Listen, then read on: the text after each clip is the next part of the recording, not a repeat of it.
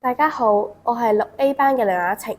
今日我要介紹嘅圖書係呢一本《寫給兒童的中國歷史：北宋用錢買來的和平致南宋遠方的親戚》。佢係第9篇嚟嘅。佢嘅作者係陳慧平，出版社係天維文化圖書股份有限公司。我最中意嘅情節就係第58章小東西大發明。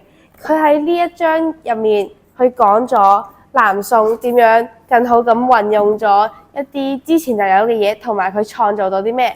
例如話佢更好咁運用咗火藥喺啲戰爭度，創造咗火槍、特火槍同埋火箭。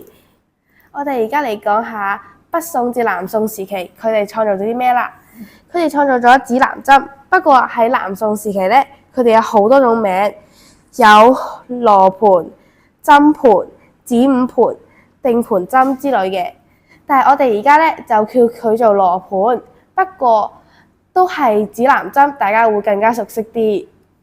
如果要我俾呢本書評分嘅話，我會俾佢9.5分，因為佢唔單止俾我哋認識咗中國歷史，仲加咗好多嘅插畫，更加方便小朋友睇。